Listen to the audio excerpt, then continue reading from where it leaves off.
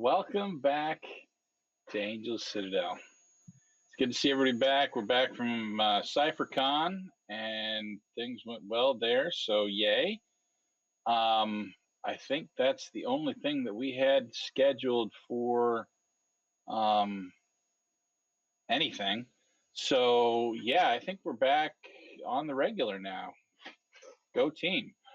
I'm Josh Wallace. I'm the storyteller, game master, mischief stirrer extraordinaire for Numenera, Slaves of the Machine God.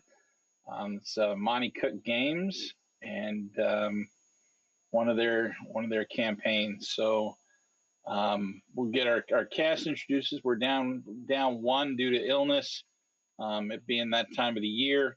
So hopefully that doesn't keep happening and everybody stays healthy. But Rusty, why don't you get us kicked off? Hi, I'm Rusty. I play Doran the Fist on Serre, an intimidating glaive who needs no weapon. Awesome. Joanne. Hi, I am Joanne Wallace, the other half of Angel Citadel, and tonight I am playing Chips Are Done, a serene right who has a third hand. And Hannah. Hi, I'm GameSnack in the Discord, and I play Andbel, the civic-minded Arcus who works miracles. I still haven't hooked up the voice modulator to the thing. I still need to do that at some point. But until then, last time on Slaves of the Machine God. Okay. So, I know this was a month ago, so everybody's just gonna have to cope. We resume planning to go find Cord the Automaton at Del End under the changing sun, and we know what some of those words are, but only some. So we get supplies. Money here continues to confuse me. And we strike off into the wild, riding Radius's tentacle buggy thing.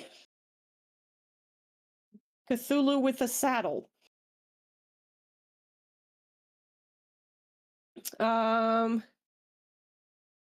We've just lost sight of the Citadel when we realized we forgot Chips.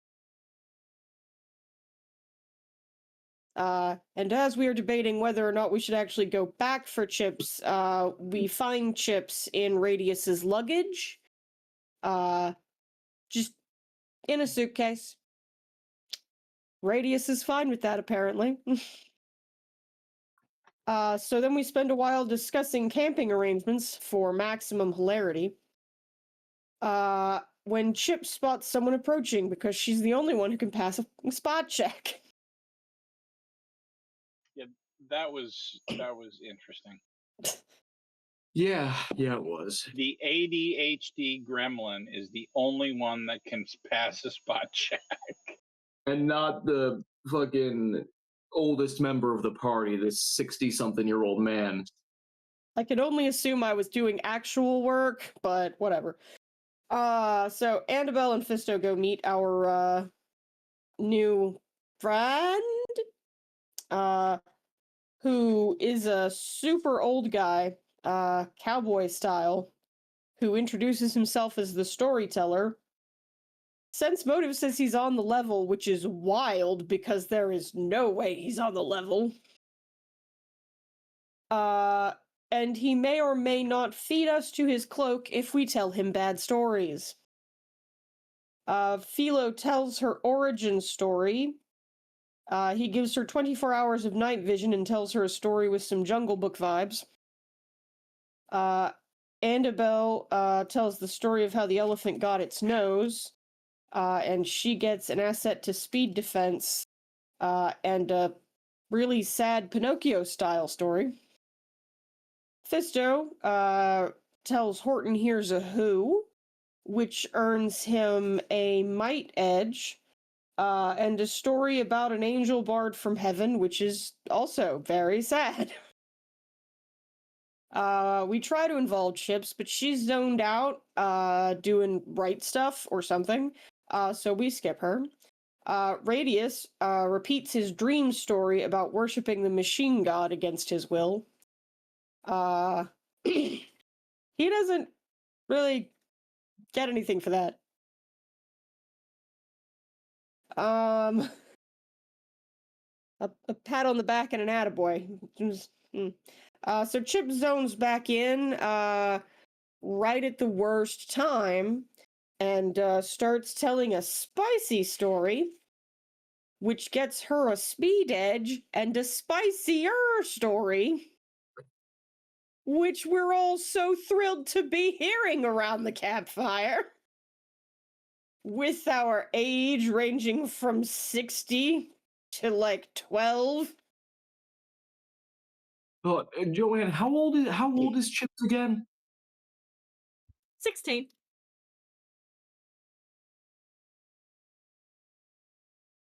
That's what she says. I'm not checking her license. I don't want to deal with it.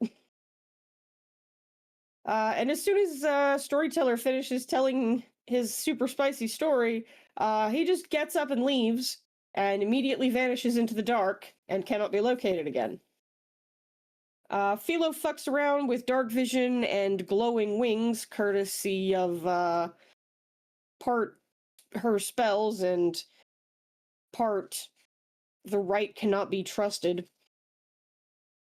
So then we skip a bit. Okay, you were helping. Okay. She did ask you for that exact specific thing, so I can't really blame you for giving her that exact specific thing, but still. She pouted. Yeah, I know she did. That's how she gets what she wants. It's like a corgi that wants your pizza. You don't share no matter how cute it is. Alright, so we collapsed some of our travel montage, because it is a super long hike to where we're going from where we were. But on the way, we find a crater with some kind of round automaton crashed in it. And when we go poke at it, it starts poking at us back. Chips does right stuff and verifies that it is totally harmless and we should not be at all concerned. And immediately a larger one comes over and starts poking at us, which was very concerning. Especially since it spit out some kind of weird box and then just fucked off. Busy doing robot shit. Love when things just spit out a weird box and just fuck off. That never goes badly in Numenera. Chips does right things with the box. It has some kind of like heat shimmer illusion thing going on, so none of us are touching it. And it attempts to mesmer Chips, but it fails because she'd have to pay attention for it long enough for it to like take over her mind, and she keeps getting distracted by butterflies and marshmallows and oh look, a squirrel, and what's Philo doing? So she's saved from having her brain eaten by the whatever. And now she's got the box in her backpack, which we're all going to pretend to be okay with. Just pretend like it's not even there. Alright. So here's where we arrive at a terrible juncture when we realize that although we've hiked many, many, many miles, we don't actually know where the city that we're supposed to go to is. So we learn this fun trick where Philo flies up and tries to get us a heading, and then we'll follow Philo's heading so we won't be lost. Philo flubs the roll, and we go in the wrong fucking direction. You can repeat that Philo flubs the roll and we're going in the wrong fucking direction, and and add to it, Fisto flubs the roll, and we're going in the wrong direction. The dice were against us that day. That's what it was. And after several times of the people who should have been able to figure their way out of this not being able to, Chips wakes up from whatever wrench-induced fog she's over there doing, and immediately, oh, it's that way, right there. How did you miss it? Because, of course, as soon as we made her take a roll, she passed it. Because Joanne always passes her rolls. You luck-bending maniac.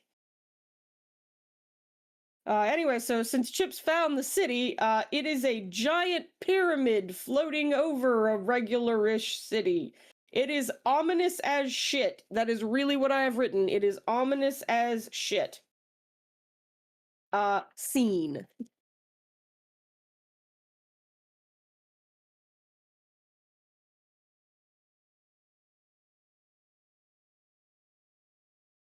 As a reminder, that is what we're looking at. There is a city on the side of a mountain and this massive pyramid thing off to the side. So yes, that's the changing moon, not the changing sun, but that's okay because we can the changing celestial body or something. I've repeated it so many times trying to figure out what the hell the riddle means. I don't have any idea. Well, and let's face it, Andbel can't remember Kadri's name either, so... Hey, I am very nice to Mayor Caterpillar.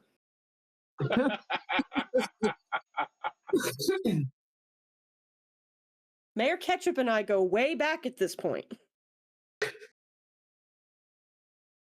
We were like prep school buddies or something. Does Annabelle just have a hard time remembering names in general? Does she even know Fisto's real name? Does she even remember what his actual name is? Absolutely she does. It's Montessori. Derek. It's Derek. Andbel is definitely paying attention to things that other people care about. That's what's happening. Oh my gosh. All right. The only people's names she remembers are Thalo and Chip. That's it. It's not like I remember their whole names. Look, the only reason she remembers Chip's name is because of how many times she has to call it to get Chips to stop Chips from doing whatever Chips was doing at the time that she really shouldn't have been doing. It's But muscle memory always now. seems to be. Chips no. Chips no. Chips no. Bad or chips. maybe even no chips. All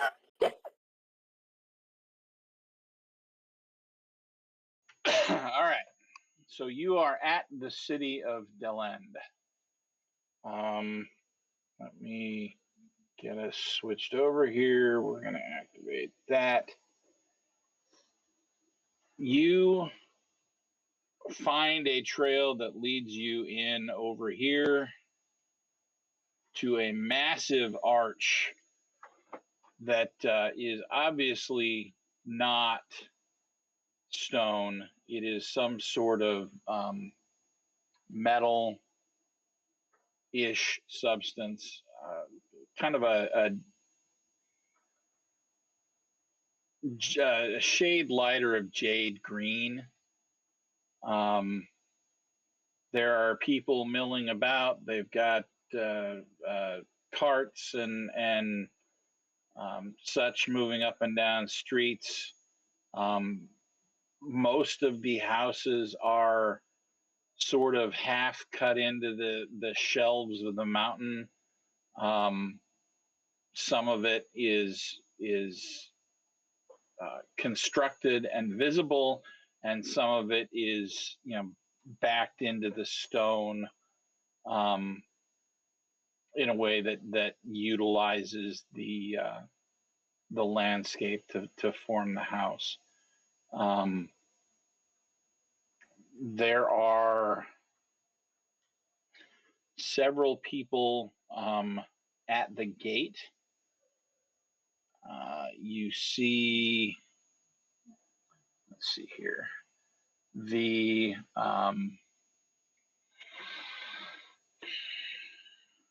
are 4 standing there that are they're wearing it almost looks like a breastplate of synth, but you've never actually seen anything that looks quite like this. The color seems to match the color of the arch. The 4 of them look exactly the same. As in, they could be quadruplets, identical quadruplets. Why do I feel like that is not the actual answer?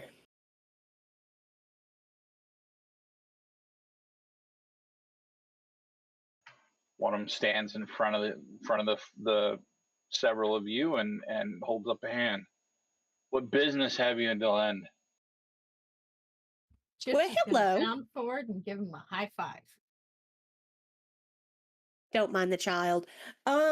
He looks at Chips and then looks at his hand and then proceeds to wipe it on his pants. Oh, good. That kind of reception.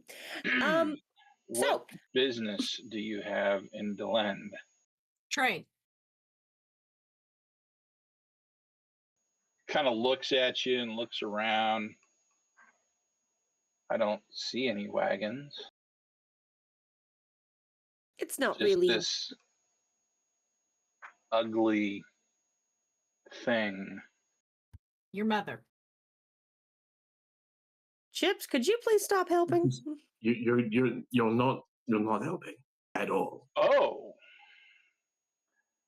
I'm going to pull my backpack forward and open it and show him some of the plants that I carry. Trade. So there's no need to insult Squidly, but the things we trade are not really wagony in nature. It is intellectual property by and large, and very small, exciting things. The young lady had a shopping list. Where, Chipper, what did I do with that? What It's was in the your thing? pocket. What was the thing you wanted? Some kind of glowing rock for something? I'll remember later. Anyway, yeah, we're just here to do normal, perfectly boring business things, which shouldn't disrupt the city or do any harm. So, over the lot of you, from up on top of the tendril crawler, you hear Radius. We seek Cord the Philosopher. we would also like to see if we can find him. Everybody has things they want to do while we're in town. The guard at that looks up at Radius and kind of squints for a second and then says, "You'll be wanting to see Melindrir, if that's the case."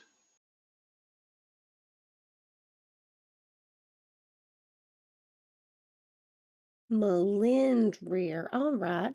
Well, we will just have to make arrangements for a meeting with Melindrir.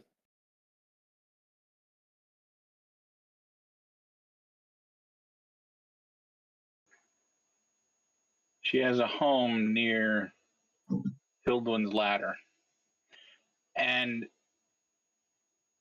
he points down the road towards what looks to be maybe the ricketiest wood construction that you have ever seen in your life. It's calling it stairs would be an insult to construction workers everywhere, no matter how bad they are. If that supported people for longer than like half a second, you'd be surprised. Well, with Numenera, everything's possible, I assume. But it stretches up to this glowing, or this pyramid that's floating over the town. There's like a spike that comes down out of the pyramid, and this thing reaches up and looks like it probably touches it there. Just shy of the ladder on your right, you'll find her house. You should speak with her. We will absolutely do that. Thank you so much for your assistance, sir. He nods and then kind of backs out of the way. All right, let's go. Put Squidward back in the backpack, hon. He's not going to fit on the street.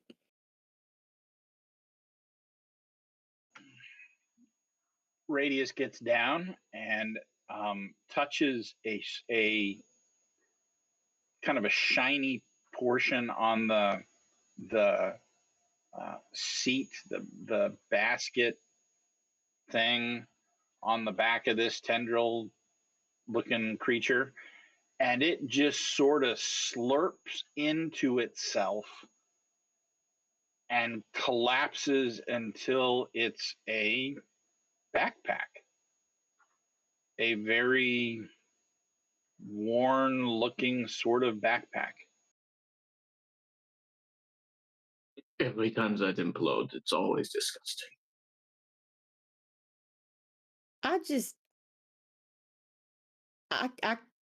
I'm sure that Squidward not having bones makes it a lot easier for him to do that. But every time I watch it, I just feel like you want to little shiver runs through my spine. Yeah. Just folding a purse. I'm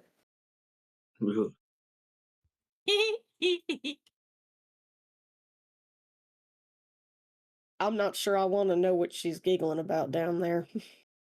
Remember, we don't ask questions about that. All right. Why don't we proceed then? I agree. Let's proceed. Okay. There are 3 very, very large buildings in town that you can see immediately.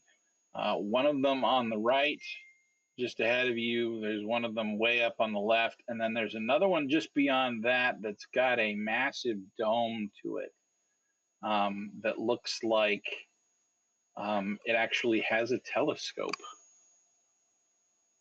Well, I'll be darned. At it. All right. I'm not sure what they're telescoping other than the underside of the pyramid, but all right. You heard nothing. You know, that's actually a really good question. So what could they be telescoping? I assume the pyramid's nether regions.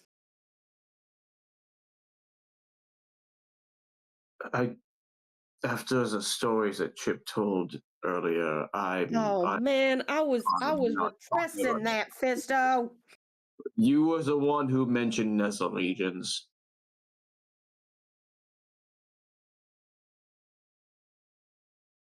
It was in context. There was no need to go to Right, there. but I don't want to think about any of it. Just drink to forget, I guess. That was my plan once we got back. If you see something, say nothing and drink to forget.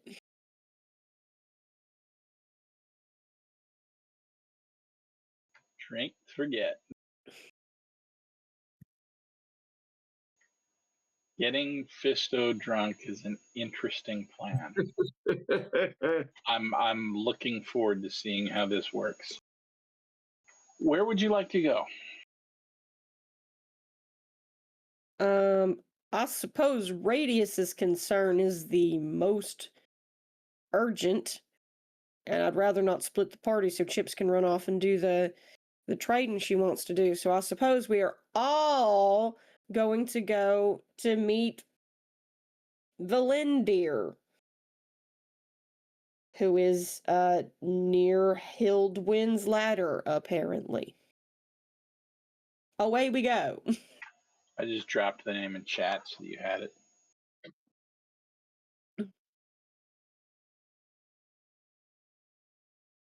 Oh, not that chat. I know the other chat. The other chat. It's a chat. It's a chat. It's a chat. Yeah, the other chat is telling me you rolled dice. Yeah, God, get your chats right, Hannah. Damn it! I'm never gonna spell this right. There you go. That is too many consonants. Well, yes, it is. I also did not come up with it, so I know. you, Mr. Bruce Cordell. That's not a name. That is a Scrabble rack being played as a bluff. No, that looks like God, the name of that one fucking Welsh town. I gotta write that down. That's fit. That's not a name. That's a Scrabble rack being played as a word. I love it. You're just trying to convince us that that's a word. It's not a word. So anyway, you are headed here. Well, then quickly to the blinking dot on the map.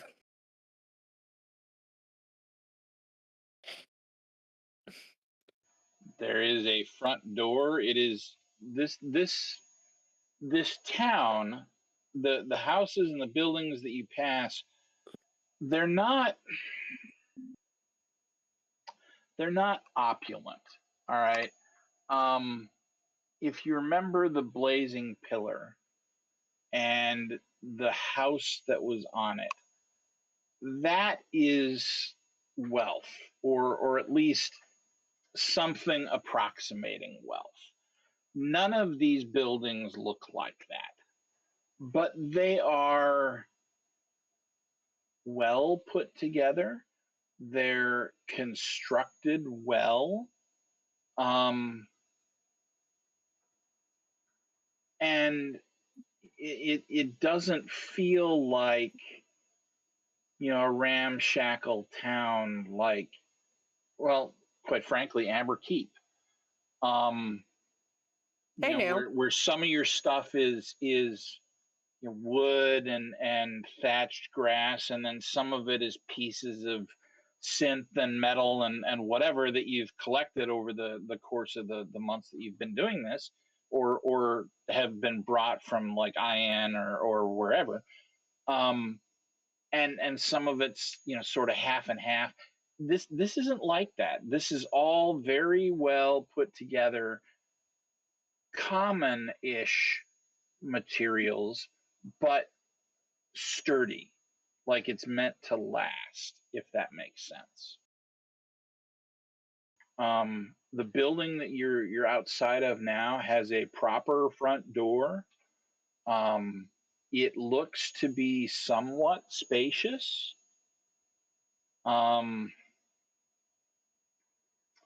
The one side of it has a fairly large, what looks to be a singular room, and this is where the door leads, that has almost like a domed ceiling to it, and then there's a smaller portion that extends off of that, but the main door seems to lead into that bigger portion. So, knock knock, is anyone home? she the door opens and you see a woman that she's fit, muscular, um, kind of tall. She's maybe an inch or two shorter than Doran, but very healthily muscular. And she kind of looks at you up and down, and you can see bits of Numenera on her person. So she's at least comfortable with the stuff. Can I help you? Yes. The guards at the front gate said you were the person that we should talk to if we wanted to speak with Cord the philosopher. And so we have arrived. Oh, you're looking for Cord. I see. And at that point, she sees Radius, and she kind of cocks her head to the side and looks at him for a long moment. Very well. Why don't you have a seat? And she gestures outside. There's a courtyard, I guess you could call it. There's some benches there, and I'll be right out. All right, well, thank you, ma'am. All right, gang, come on, sit in the garden. Closes the door, and it's about 5 minutes before she comes back out, and she's got a small tray with some cups and a couple of bowls. It looks like pickled sweet berries, seared saber grass, and there's a large pitcher that smells almost like an ale. And she offers you food and pours you a small cup each of ale and one for herself, and sits down. And if I'm being honest, the only reason I'm wasting time with you is because I liked Cord. If there's a chance that the philosopher can be retrieved, I can indeed help. I have a divining device that has proved useful before in finding objects within the changing moon. And she points up at the pyramid. I'd be willing to lend it to you for a brief period, but first, I need your help with something. What do you say? I am astonished that we spoke to an NPC that we need something from, and they immediately gave us a side quest. I am shocked, stunned. What is it? Well, every so often, this town experiences, shall we say, a weather event. There is a red rain that tends to eat away things. Our observatory has determined that there is probably going to be one here within a couple of weeks.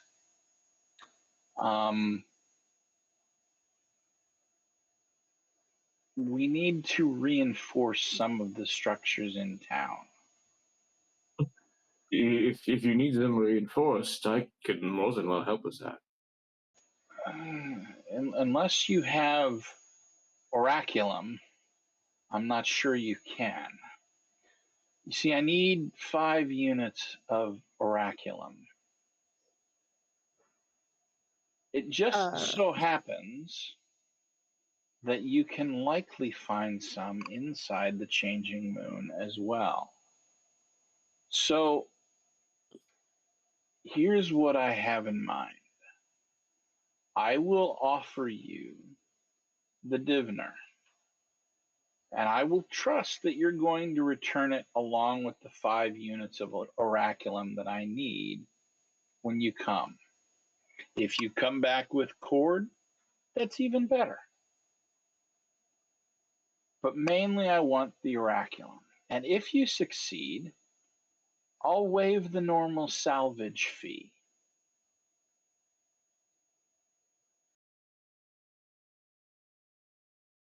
However, So, if you don't return with the Oraculum that I need, well, I would be most disappointed. well, we would not want to disappoint a new friend. Especially not one that ran the town. Yeah, no, we would very much not like Yep, to. so we disappoint a new 100% friend who is- will find this whatever it is for you. Chipper, could you recognize this rock if you saw it? Yes. Okay. You can see that Chip's sitting there with the biggest broken-hearted pout on her face. What's wrong, Chipper? What's the matter? Can we keep any extra we find?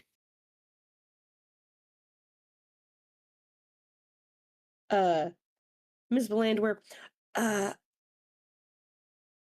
is orichalcum just sitting there particularly dangerous at all? Does it explode if shaken or... No, it does not. Okay, then yeah, you can keep it. If Make we have any, only if we have any left over. Yes, she has to get hers before you can get yours, so you'll just have to find a mountain of it, which you keep doing make somehow. a persuasion check when you ask that. It's a good thing I'm a Viking there. Me And I either. rolled an 11, which is not bad. Well, since you were the one talking, yes. And you can offer an asset. Yeah, I'm offering an asset here. Where is my character sheet? Okay, so I'm trained in persuasion. So yeah, I don't think we need to add any more assets or anything to make that work. I think the 11's enough. She looks like she wants to say no, like she wants the rest of the Oraculum too. However,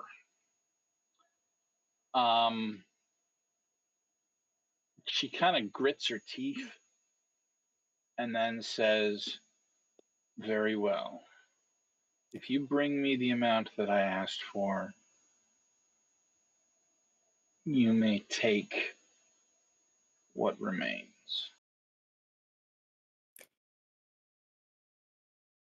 Chipper, did you hear the nice lady who is clearly your kind of person? I did. Okay. And so remember, she is hers first, and if there's any left over, you get some. Don't you use that tone of voice with me, young lady, I swear. Nah. All right, Fisto, don't. Empty threats are not going to help you here. And you know you're not going to backhand her because you'd send her flying through the next 3 walls. And then I would cry, and then Philo would be mad at you. Yeah. I'm surprised she's not been bustling over and turning everything all manner of colors. She's been very quiet today. And this is where Fist turns around, and you didn't realize this at first, but he's got he's wearing a kind of like a back harness kind of thing. He turns around, and Thalos there sleeping right on his back there. Like a baby Bjorn? And no, she's kind of just more so wrapped in a more dignified way. The woman turns and looks at Radius and says, "You keep very interesting company." I fix him. I assume he's keeping the other ones around for entertainment value. They are friends. They have proven themselves in the past despite certain challenges along the way. Yeah, Philo. And she And says, I see. If I may, are you and Cord from the same place? He kind of looks at her for a long time and then says, I do not know. I'm sorry.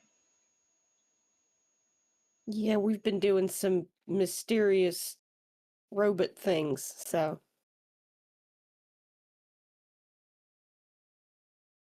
Someone did mysterious things to the robots.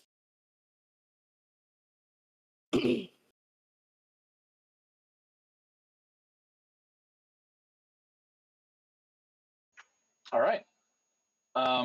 So you have decided to accept that charge. She goes back inside and comes out with, honest to God, it is a stick. Is it? The stick looks like a slingshot. Okay, it's got one branch that splits into two, and they hook upwards. We're And dowsing. then on the stick, kind of wrapped around it in a, I guess, in a vein, a Venus kind of a look, there is a reddish green, almost like a gem-like substance. It's unlike anything that you've ever seen. And she hands it to Radius. I will let you determine who needs to have that. It is the only one of its kind. Please don't break it.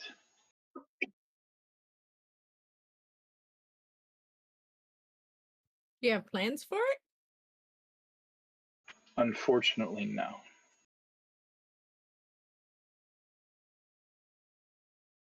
And I did not wish to dismantle it to try and determine if I could glean such plans. You, in the time that you've been around her, Chips, you would have known that she's a Nano.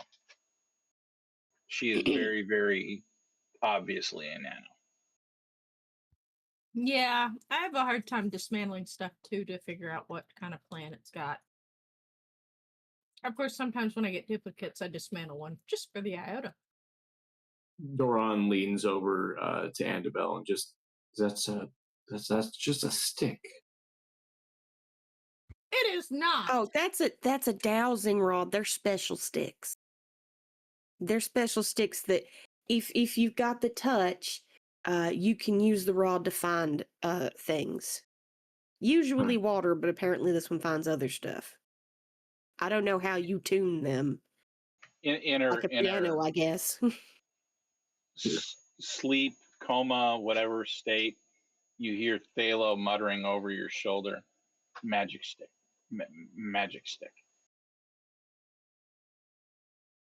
Yes, Phalo, we will definitely get you your own magic stick, and it will definitely be actual magic and not at all some kind of glowing rock that I had Chips glue to a regular stick. Andbel, shush.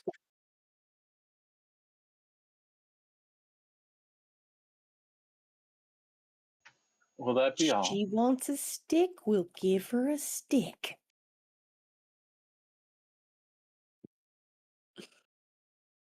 All right. So does the sun have operating hours, or Not exactly. You can use the ladder to get up to it whenever you wish, as long as it's still attached. Periodically, well, and the changing moon is called that for a reason. Periodically, it will shift and move both inside and out, and we have to rebuild portions of the ladder to reconnect to it.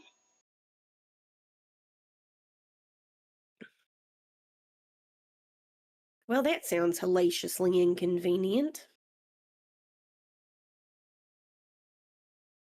All right.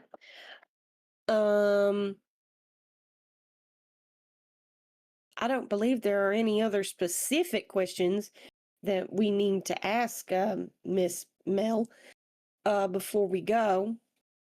Chipper, do you have anything? Friend?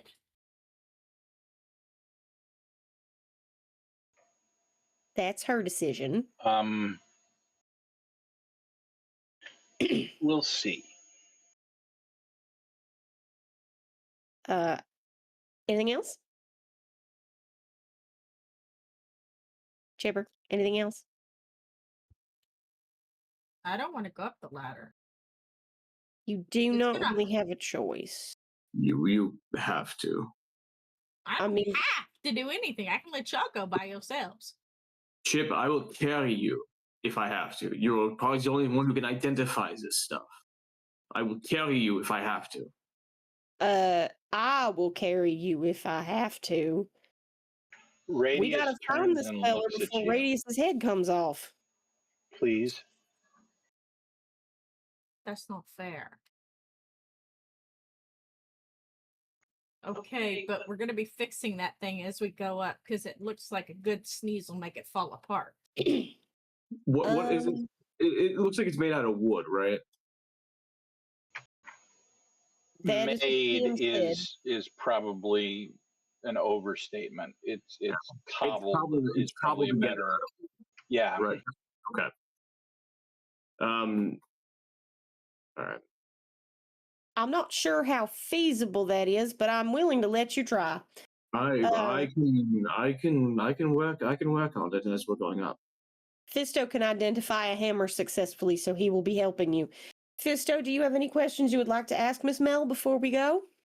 Is there anywhere where I can get some spare lumber?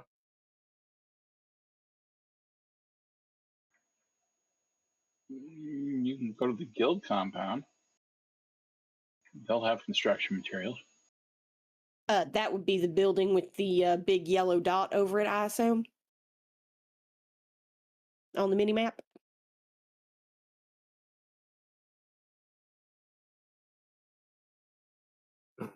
So before we go up there, let's stop by the guild compound.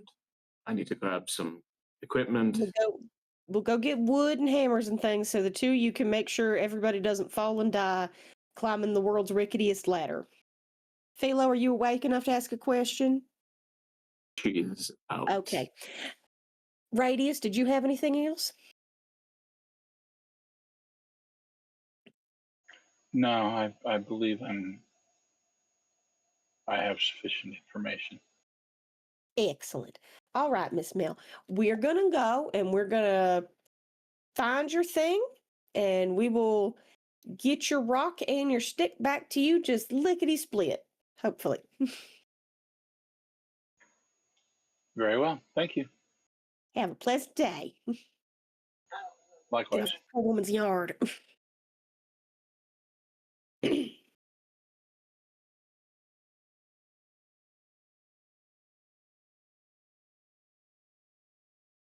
All right. Well, now that there's a quest marker hovering over the lumberyard, away we go, I suppose. While on our way, was there anywhere any of the rest of you needed to stop? Chipper, did you actually want to do trade, or was that mostly a bluff? No, I need to do some trading to get more plans, but we can do that when we get done up there. Depending on how things go up there, that might be a good idea. All right, we can let that wait for later. So, get your wood and your hammers, and y'all get to thing doing. I will observe from far enough away that I will not break anything simply by standing next to it. You could still be close enough to spot us just in case something happens and one of us slips. I will fix you right up if y'all fall or something. But my spectacularly unimpressive capabilities with any kind of making, I'm just gonna stand. I'll take Philo and we'll sit over here. Right, yeah, thank you. So, but this means that if I fall, you'll catch me, so, right? Well, Philo might be able to catch you, and if Philo can't catch you, then I will slap a magic band-aid on you. How's that? Fine. Good enough. Good stuff. Let's go.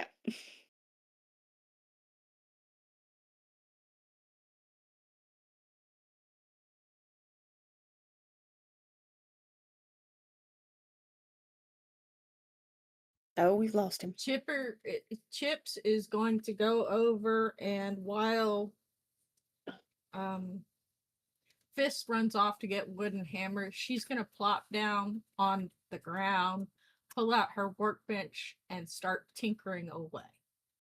It's fairly obvious she is building a cipher.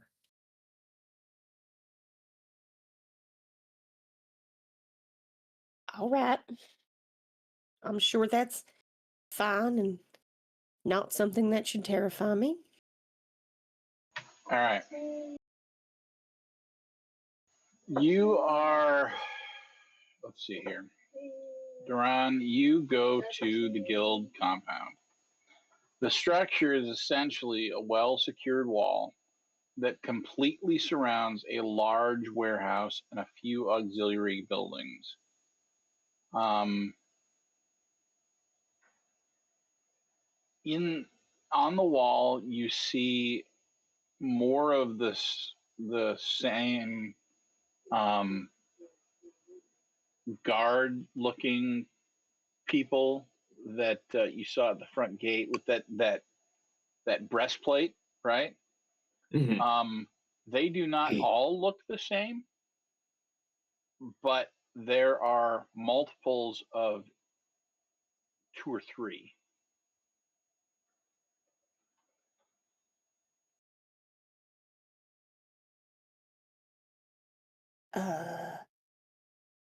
I suppose it's too late to suggest lead underwear because I don't know what's making that happen, but Door is open. They appear to be open for business. It's daytime. So, I mean, you can go in if you want. Mm-hmm.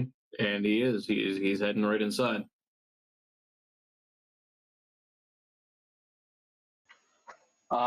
You walk in, and like I said, it's fairly open. There's a warehouse there, a fairly large one, and standing out front of it, directing what looks to be a wooden sled with stuff on it on logs, like they're rolling it on logs, is a man that has a machine leg. As he kind of paces back and forth, barking out orders to there are probably 15 more of these guys on the ground with ropes pulling at this wooden sled. You can see the leg moving almost like a clockwork device, and it whirs and clicks, and he's got essentially a clipboard in one hand, and he keeps ticking stuff off on it as he directs, the men pulling the sled and others moving boxes around and things like that. So If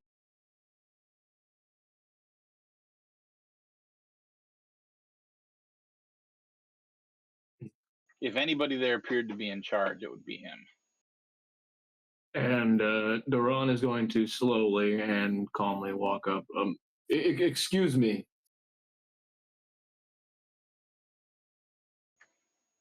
Guild membership's over there, and he points vaguely in the direction of a smaller building. Oh, I'm not here for a guild membership. I was told that I could get some equipment for construction from over here. He sighs and lowers the clipboard down and kind of looks at you. You're not from here, are you? I am not.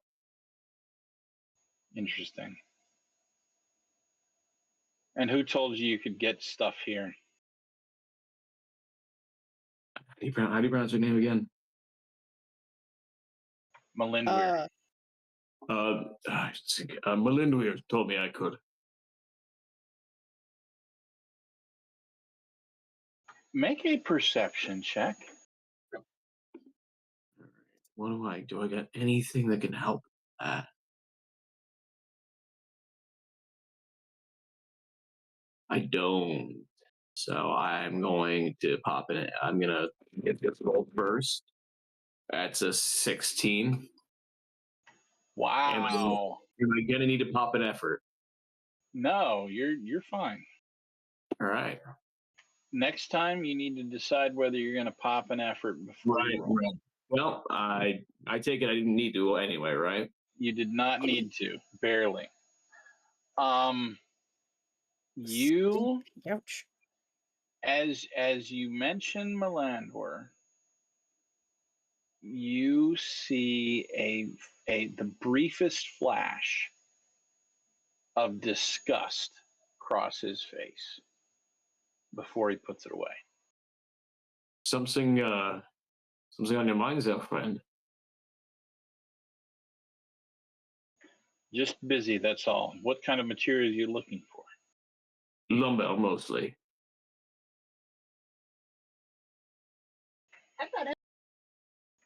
How much do you need? And Appropriate amount. however much you think it would take to repair that rickety staircase, the stuff on the other end of the way. He looks at you for a second and then scoffs. You're going to repair Hildwyn's ladder? Yes. Why? Well, for one, need to use it. Need to get up there. Two, it'll be easier because I have a right friend of mine who will be helping me with it.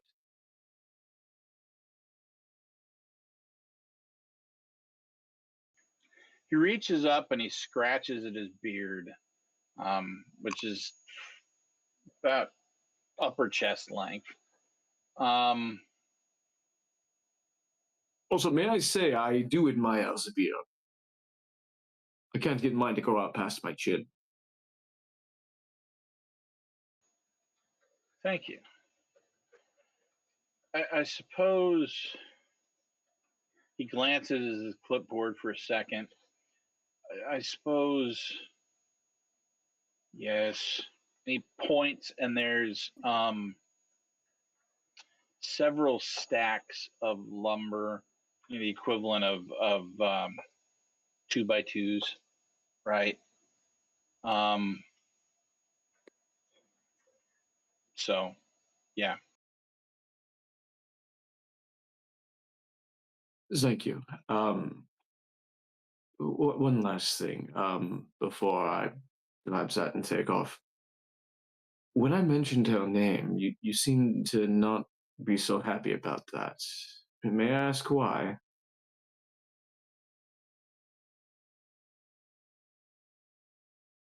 Let's just say she and I don't always see eye to eye. Will there be anything else? Because she's too short. No, that would be Does that have to be it? My name is Doran, by the way. Doran Monser. And he's holding out his hand for a handshake, trying to at least reach for it, a handshake there. He looks at your hand for a second and then finally extends his. Guildmaster Navan. It's a pleasure to meet you, Navan. Thank you for the lumber. I'll probably be making a few trips in and out just to collect it all. Very I'm well. surprised he didn't ask if you were a cop, because you got to tell him if you're a cop.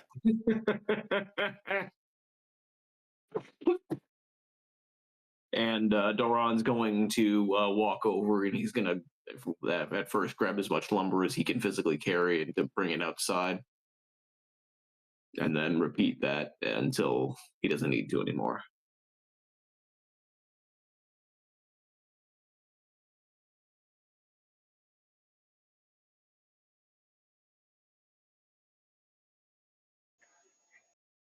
As Duran starts walking back, Chips gleefully hammers two pieces of metal into the ground on either side of where the ladder, the staircase up was, and then a loud explosion. As suddenly, the wooden is replaced by a sturdy metal staircase. Kaboom! Girl, what in the hell? Why did we send Fisto to get lumber if you were just gonna poof a staircase? I spent all that time dragging the lumber out there. You knew I was dragging the lumber out there. Because I can only go halfway up. That is a valid answer. Yeah, fair enough. I guess, looks like I'll be building it the rest of the way. Up you go, I guess. And he's going to kind of take Thalo off his back and set her down next to Andbel. All right, watch how I'm going to go and get this taken care of. But don't go all the way up. Why not? 28 feet. You need to go 28 feet high. Any specific 28 feet from where the so you see where the staircase is? Yes. You're gonna go out, but you're gonna leave a 28-foot gap because to where they don't have to keep repairing this thing, we're just gonna put ladders on it. Oh, so it'll be flexy like a hinge. So when Yes. it moves, the ladder will just move with it. Yes. All right. That's very clever, actually. I don't know enough about this thing to be sure if that'll work, but it's got to be better than what they've got now. And I Yes. guess we're gonna cue a montage of Duran constructing things. Duran hammering things. Duran flash dance. Can Duran he fix picking it? up wood. Yes, he can. It looks like he's gonna be working by himself. Chips is mean- gonna be up there helping. Mr. Handy's going to be giving a hand. It's also easier knowing that he's got carpentry training, so.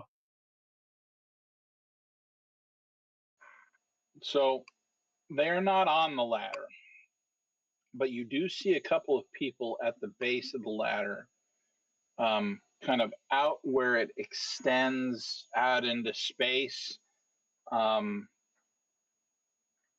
underneath where it comes down and has supports, and they're kind of resting against the rock wall, and they look like they've been working to shore up the supports and make it more sturdy.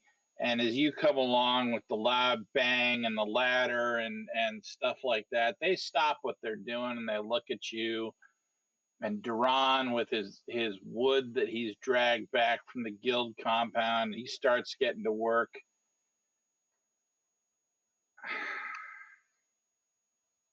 It's all right. We have a permit.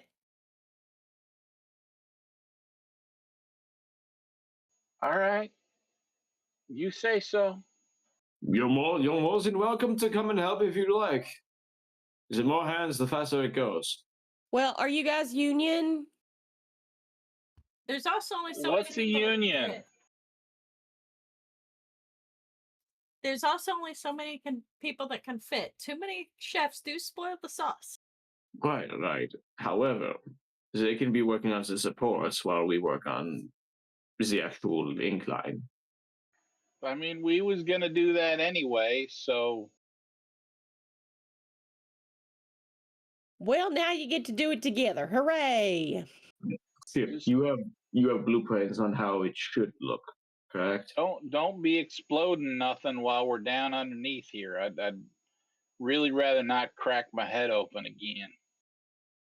I will not explode anything while you are underneath it. I will wait until you are clear of explosion radius before I You will explode not. things. You will not be exploding anything. That. Historically, that statement has been proven false several times today. Right. However, on my construction site, there will be no explosions. Understood. Oh, good. No. Now they're going to argue over whose side it is. It's my stairs to fix. No, they're my stairs to fix. I don't suppose they have Starbucks here. When Dorian is telling Chips that Chips is going to turn and point, how do you think he works? He's filled with micro explosions all the time, except when I turn him off. Why do you think I'm he not makes those touching noises? that line with a 10-foot pole. I don't know how to follow that up. Nope, y'all are just going to get hammers and go fix things and not talk anymore. Because if you keep feeding me straight lines like that, I'm going to be terrible all day. Okay. Yeah. So I guess. Build. I guess cue montage. Cue montage. So how long are you guys going to take to fix the ladder? As long as it takes. As long as we need. So we're actually going to fix it properly all the way up. Yeah. Well, Chips yeah, Doran's not going to does leave this the Both job. have too much workman's pride to allow that to Doran be ain't going to anything leave else. the job half done. He ain't going to leave a job shoddy. You kidding me? He takes pride in what he does. Chips doesn't do anything without going all the way 100% balls to the walls. I mean, personally, I agree with you. Enough might be enough, but neither of them will agree with you. The one thing that Chips and Doran can agree on is you don't half-ass this shit. All right. Hannah, So give we're me a gonna- D20 roll. Just a straight D20 roll. Sure. Roll low, because otherwise we're going to be doing this for days. Well, good luck, because I rolled a 15. Awesome.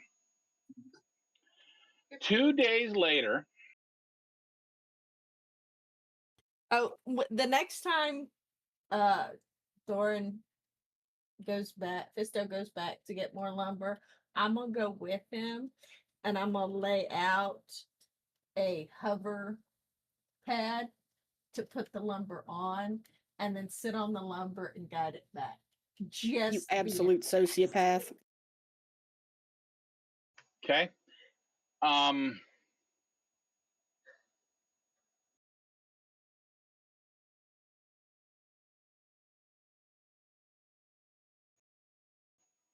When you do that, you see some of the laborers in the guild compound look at that hover thing, and they get the saddest expression on their face, and they look up and talk at the guards on the wall. Can't you just confiscate it, like, for a week or something?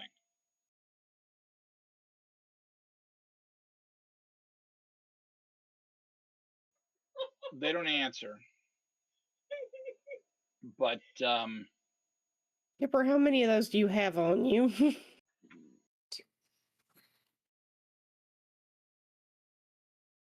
Okay. I will go over and pull a second one out and very nicely hand it to the guildmaster.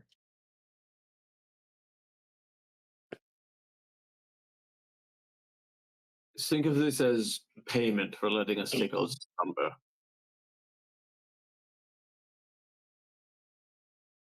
I build stuff. okay. I like to build stuff.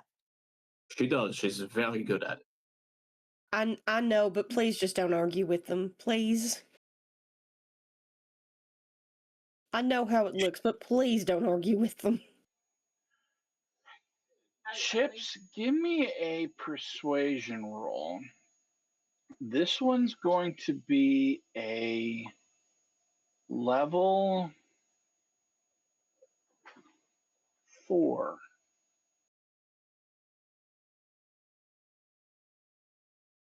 Joanne, do you want some assistance? Sure. All right. On a persuasion check? From Visto? Well, because I like to think that Duran's kind of built up a rapport with this guy. So I'm babysitting Philo and admiring the architecture. So would that be a valid enough excuse there, Josh, for me to give an asset? Yeah, that's fine.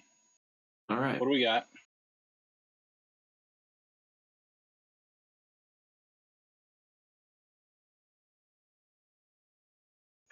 You know what I got, but I'm going to send it to you.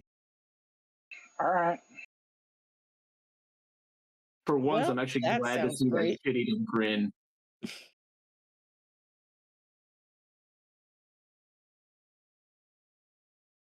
You and your dice. All right. He takes the hover pad thing and he looks at you for a long moment. He says, "Why don't a lot of you come talk to me after you get done with whatever it is that you're doing up there for our fearless leader?" Okay. We will be back then after we're done with all that. And maybe while we talk after that, we have a drink or something. How does that sound? Perhaps. Well, that's better than a no. This might be a good time for our intrepid speaker, our lovely Arcus, to get more information about this mysterious red rain that eats things. Well, they said that it was the observatory that found it, so there's that. Because she's got two whole there's days a of shit pyramid. hyper-focused. There is a pyramid hovering above the town. So if the question is where does the red rain come from, I assume the pyramid's nether regions. And if the question is, well, why is it acidic and destroying everything? Well, it's coming out of the pyramid's nether regions. Well, I was thinking more, maybe get more information, like any specific locations it's coming out of from the pyramid's nether regions. Like it could be the front nether regions or the rear nether regions. All right, since Chips is so interested in the pyramid's nether regions. Chips doesn't care. Joanne is making this suggestion to Hannah because now would be a good time because Chips is hyper-focused on making this the best, sturdiest staircase ever because her ass has to be on it. And when Duran's in the zone, kinda when it comes to wanna know. construction, he is in the zone. Nothing's going to break his focus. I did kind of want to know. Fine, I'm going to go bother the fellers at the observatory until somebody coughs up an answer. Or 37 answers, depending. Okay. however that works out. You take Phalo, In her drag papoose. Phalo in her whatever. Yeah. Anyway, and you go to the observatory. This is a massive structure that's got what looks to have a 10-foot long metallic tube. There's an exterior platform at the base of the tube that allows an observer to gaze up through it, and it is pointed directly at the face of the changing moon. There is a old man, tall, thin, balding, and he looks like he's standing at the end of the tube, looks in it, then scribbles something down on a piece of paper and looks in it again and does it again, like he's taking time notes or logging observations or something like that. Philo, I know we're still 30 yards away, but I'm going to call it now. That's a Nano. Nobody else would be that interested in looking at a tube. Doesn't even have titties on the other end. I mean, I suppose it has titties. Anyway, let's go bother that feller until he coughs up some information. Okay. You walk over to him. What do you say? Hello. You broke up. I'm sorry. Hello? Hello? Hello? The dude jumps like a foot in the air. The pencil that he's using clatters to the floor. The book goes after it about 5 seconds later, and he screams like, "Ah!"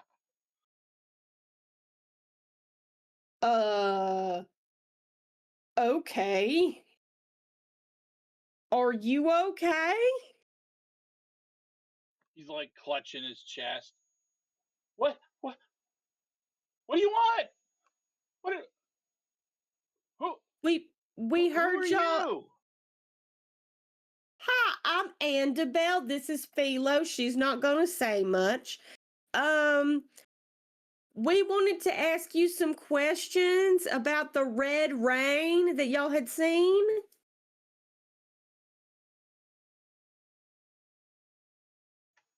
Red rain? Yeah. Red rain. That it happens every so often. You shouldn't be underneath it when it happens. It's bad news. Bad news. Vague but useful. Could we like shorten the distance between us so we're not shouting across 30 yards of everything? I will bring your book back to you. So you're gonna take his book up to him? Yep. All right. Don't forget his pencil. Fine, we'll bring the pencil too. So the platform is barely big enough for two people. But he takes the book from you and the pencil and kind of clutches them like valuable possessions.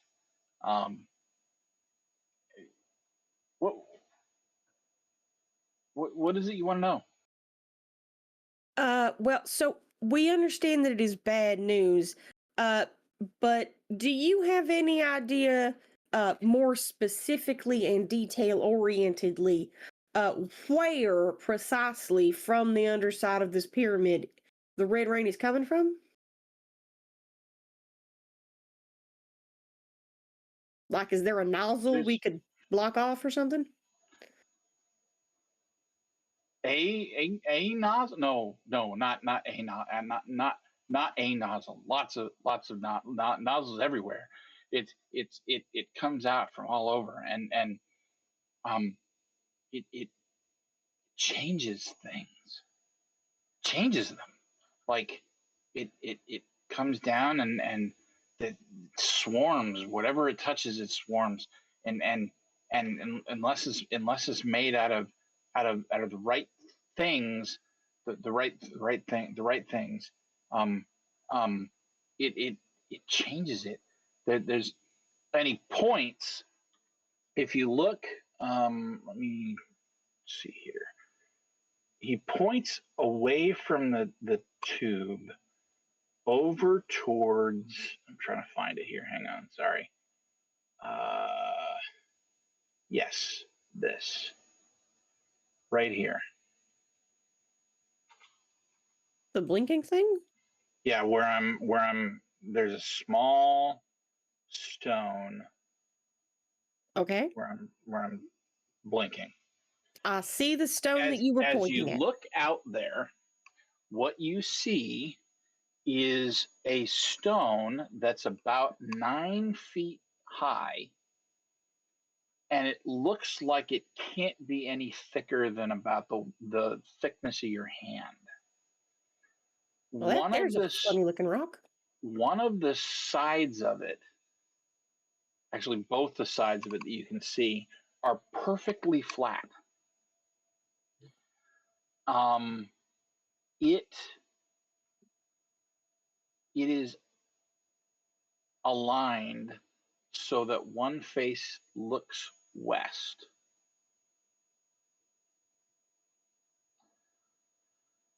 That there was old Tom's house. They made that, and I don't know what it's for. I'm sorry. To clarify, do you mean that peculiar looking wall facsimile is all that is left of the house, or that it somehow compressed an entire house into squish? He pulls out the notebook and he starts flipping through pages. I don't know. I don't know.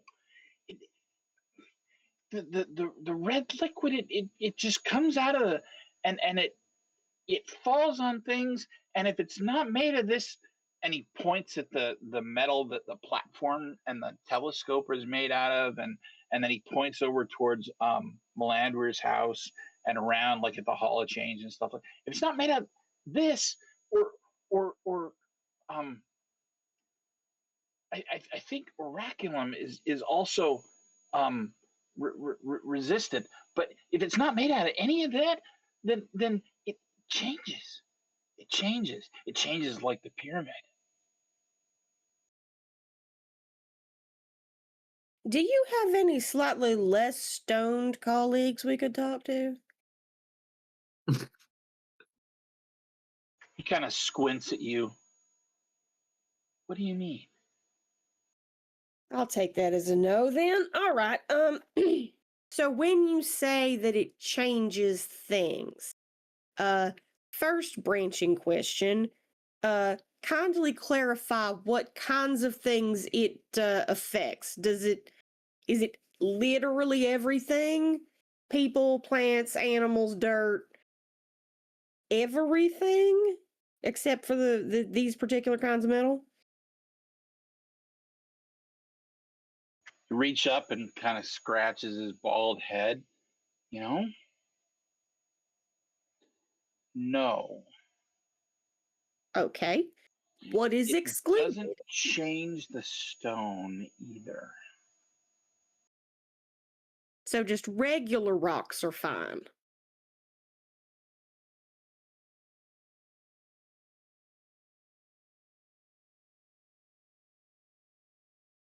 The guildmaster left a flagon out once of something he was drinking. He said it was gone after the storm once.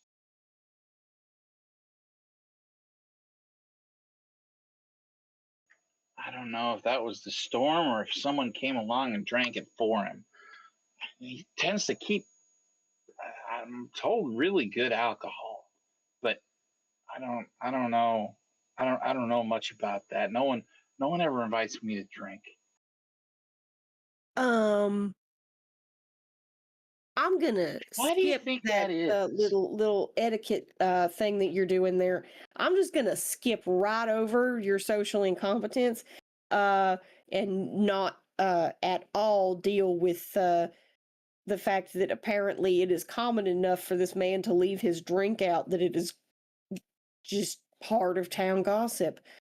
That is how you get roofied. So I find it unlikely that there is something in the rain that drinks high quality spirits while it is melting everything that isn't rocks or metal. Just seems unlikely. Do you think All right. maybe they used it too to make the stone?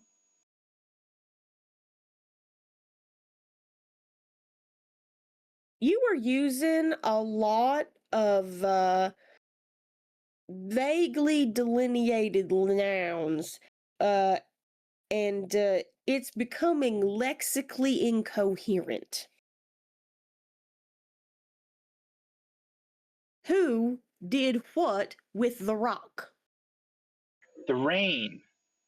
Do you think the rain used his flagon and the alcohol to make the stone? Wouldn't that lower the strength of the stone? And he starts flipping through his book again and That seems see him unlikely. scratching in Nope. there with the pencil for a second. No, Hey, stay with me. no, Stay with me. that's not. No, that's Stay- dumb. That's stupid. Get That's back over here. Nope. I need your attention. Pay attention. We're very close to me just grabbing your face. And he looks at you, just grabbing my Focus. face. Yeah. It's works wonders at making feather-headed people pay attention. Anyway, so You're a very strange woman. Do you know that? oh yeah, I'm the strange person in this conversation. That's how that works. So back to the original sentence we were probing for further information. When you say the rain changes things, how does it change them? I don't know. Normally, when the rain comes, we all get inside and hope that it doesn't change the stuff that we're inside of. Because Okay, fair, but before y'all figured out that this was some kind of death plague falling out of the sky, when it hit people, it must have done something. What was the something that made y'all not want to go out in it? well, they just sort of vanished. Poof vanish, or like melt vanish, or No, it was more like a melt vanish. At least that's what they tell me. I wasn't here then. That was they they started looking. And he points at the telescope.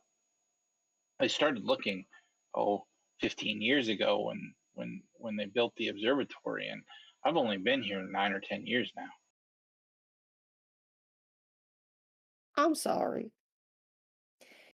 Y'all have had a weather phenomenon that destroys everything it touches for greater than 15 years, and you have done no useful experimentation to determine the limits and processes of this phenomenon.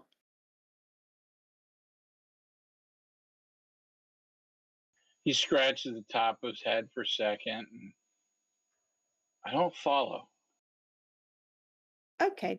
I didn't think I was going to need to explain the scientific method to an adult who uses a telescope. But all right. So how it works is you see something happen and you say to yourself, gee, I wonder how that happened. And then you do things to try and find out more about how the thing happens. And you devise yourself a guess about how the thing is working. And then you test it using actual quantifiable data. And not using the word it every time in a sentence you use a noun. So what you're saying is, if I should the rain comes down and changes things, and the way it changes things is magic, and then I need to prove that. You don't necessarily need to prove that the process occurring is magic. Numenera does Numenera. But it would be helpful to know things like what materials does it affect and what materials does it not affect. That would be an excellent place to start. So what you would do would be you would take samples of things and you would set them out. And when the rain comes, it does whatever it's going to do. And then you look at them after and you see what has changed about the thing. And from that, you attempt to devise a hypothesis about how it works. In broad terms, I don't expect you to unravel multiple millennia of bonkers-ass magic nonsense in a week. That's not going to happen. But you could probably have done enough learning to tell me, does it turn plants purple and sheep green? Does it melt this dinner plate into a puddle of ash? What does it do to these things? Okay. You would have had a better idea of what else it might not melt. As you're telling him this, you can see the wheels turning in his mind. And he goes to the back of his book and he tears out a piece of paper. Okay. And he goes down the stairs outside. Okay. And he picks up a rock and he puts the corner of the piece of paper underneath the rock. Okay. And he looks at it for a second and looks up at you. Like that. Yes. Now, when it rains, you'll be able to look at the paper afterwards and you will see exactly how the rain has altered the paper. Does it change color? Does it catch fire? Is it poison now? Does it magically turn into a carp? This is important, detailed, quantifiable data that I should not be the one explaining. Does it turn into a carp? I don't know what it's going to do. That would be really amazing. You know that? That would be extremely valuable, Rain, at that point. Y'all could just put out a whole bunch of paper and just skip the whole of fishing. Source of food. You have to experiment with things and learn about them so that you can find stuff like that out. I'm going to have to talk to the guildmaster about this. This is revolutionary.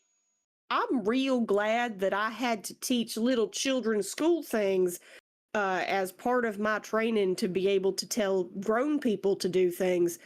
That is valuable training that I had underestimated before right now. I appreciate that they made me do that. And so should your larynx. All right. He climbs back up the stairs and looks through the telescope again and goes back to scribbling in his notebook. Week and a half, maybe 2 weeks. Week and Till a the half, next for rainfall? sure. Yes. Okay. That's what we're. Yep, week and a half. Not more than 2 weeks. Definitely not more than 2 weeks. Okay. So pick you some other materials and set them up just like you set the paper up, and watch them closely and assess the changes. I was going to ask more questions, but since you consider a second grade analysis of the scientific method to be revolutionary, I don't think you could help answer any more of these questions. So I'm going to go, and I'm going to take my companion who up until now, I had been ambivalent about her silence, but now I'm grateful for it, because both of us roasting you would probably break out a 5-alarm fire at this point. So we're gonna go. Bye-bye. And you get about halfway down the stairs before he stops looking through the telescope and writing something down. He lifts up and he looks at you. Oh, you're going? Yes, we're building up the stairs so that we can go into the pyramid to do things. Oh. Amber Gleaner nonsense. Don't worry about it. Bye, I guess. Do you need me to help you more? I mean, you're kind of the first person that's talked to me in a long time. Usually, Melandwer's yelling.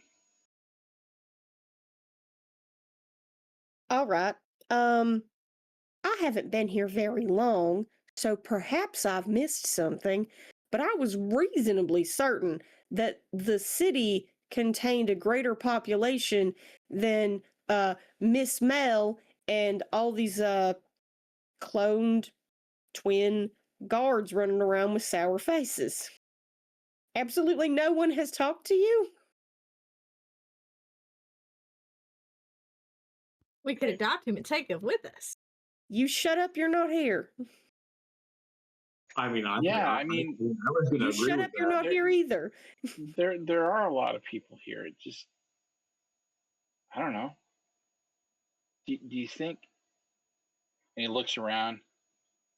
Do you think the telescope's intimidating?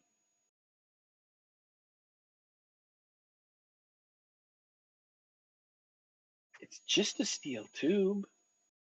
Oh, for a 10-foot pole with which to not touch that line. So did you move here specifically to study the pyramid, or what brought you here? I didn't really have anywhere else to go, and I just sort of ended up here, and there was this thing, and he gestures at the telescope. I wanted to look through it, and the guy that was here told me he'd show me how to use it, so I did. All right. And then he died. That He was happens to people sometimes, unfortunately. Would you be interested in perhaps moving elsewhere, where at the very least the guards don't make that lemon face at everybody all the time? Where did you have in mind? Well, we're only visiting. We actually live in a community that's a pretty good distance away, and we're still building it up, so a junior scientist would not be unwelcome. And if nothing else, nobody walks around with that lemon face all the time. Okay. Give me And a the booze persuasion check. it's not very good, but there's a lot of it.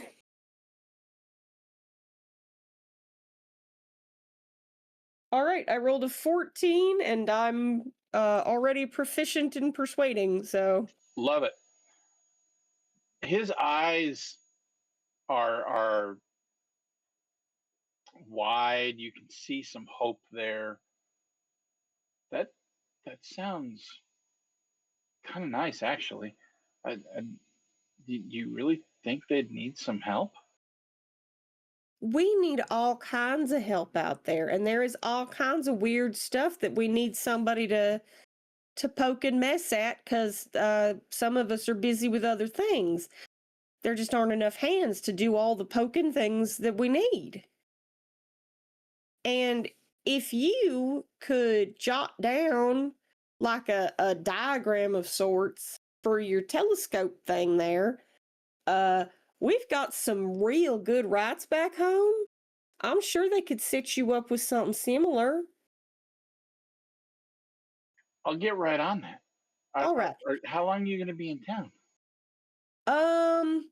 Couple days anyway. We'll come back and check on you before we leave, I promise. You sure? Absolutely, honey. All right. Oh, I'm Thim, by the way. It's nice to meet you, Thim, who eventually introduced himself.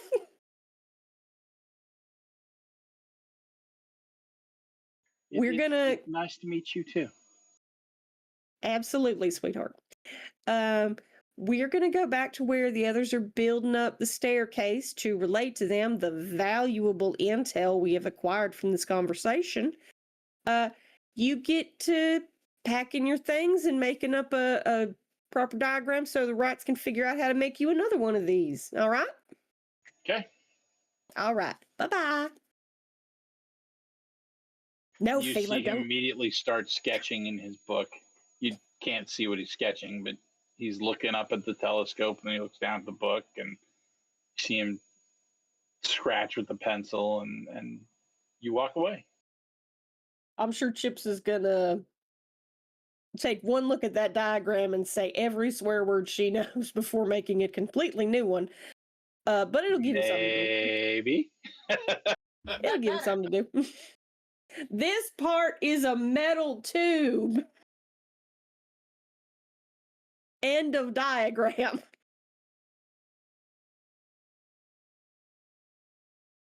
This end's got a winder on it.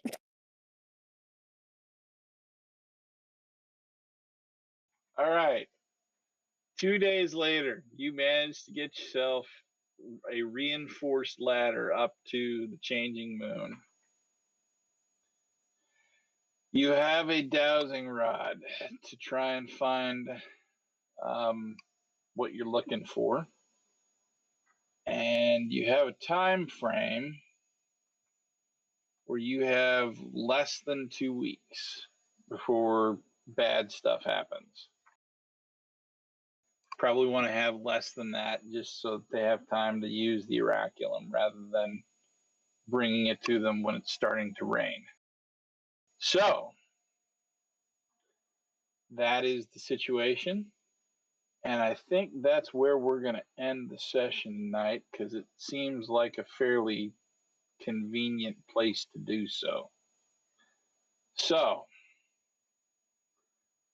we will be back then in 2 weeks to follow our intrepid explorers as they head into the changing moon and look for Cord the Philosopher and a bunch of Oraculum. Until then, we appreciate you joining us. If you missed part of the stream, this will be uploaded to YouTube later on. Take a look there and all the past streams as well, along with all of our other games. And any future ones that we do will be there too. So from our Citadel to yours, happy gaming. Bye, everybody. Bye.